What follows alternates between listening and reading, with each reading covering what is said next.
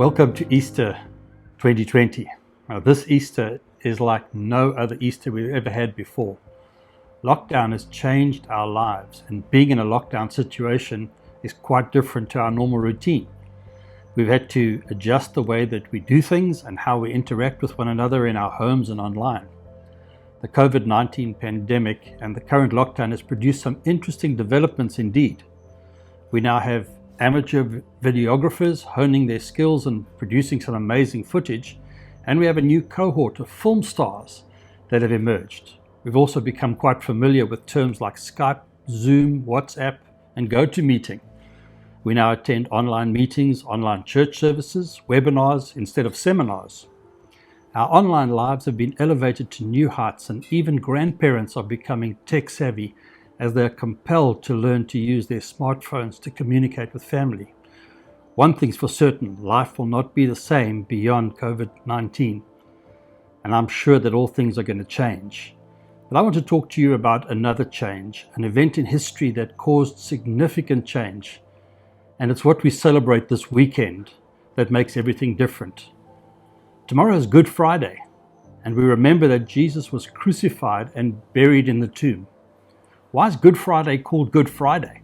Surely the day that someone is crucified cannot possibly be referred to as good. It's purported that the origin of the term good was developed from the term God's Friday.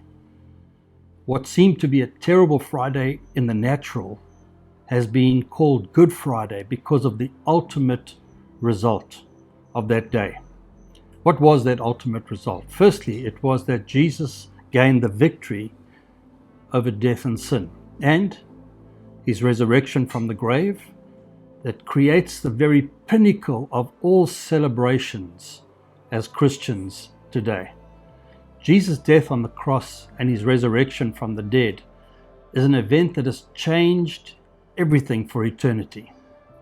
This event did not simply mean a man had died a violent death, but rather that by his death, Jesus has won the victory over sin and death and disarmed the powers of darkness.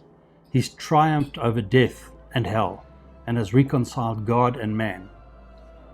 John the Revelator talks about this in Revelation 1 verse 18, where he says, "I am he who lives and was dead, and behold, I am alive forevermore. Amen.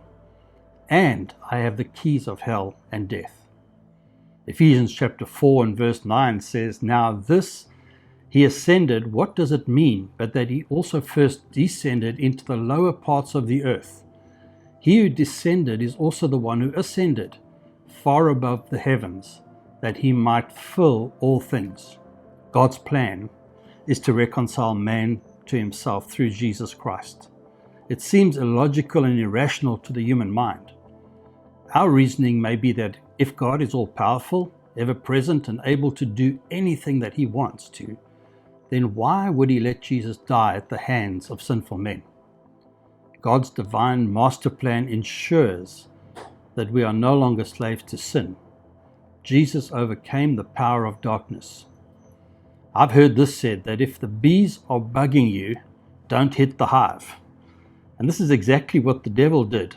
Jesus was really frustrating his plans on earth, and the devil tried to get rid of Jesus by his crucifixion. But this was just the beginning of the devil's destruction. He thought that if he was able to remove Jesus from the public arena, then he would be the victorious ruler of the world. But here's what happened. Jesus, who was born of a virgin, grew up as a carpenter, started his ministry at the age of 30, and caused much upheaval for the religious leaders of the day. He really frustrated them. And then they crucified him. He died. And he went down and he took the keys of death and hell and disarmed the enemy. He died, he rose, and he's seated on the right hand of the Father, interceding for you and me today. He's the King of Kings, he's the Lord of Lords, and he has our lives in his hands.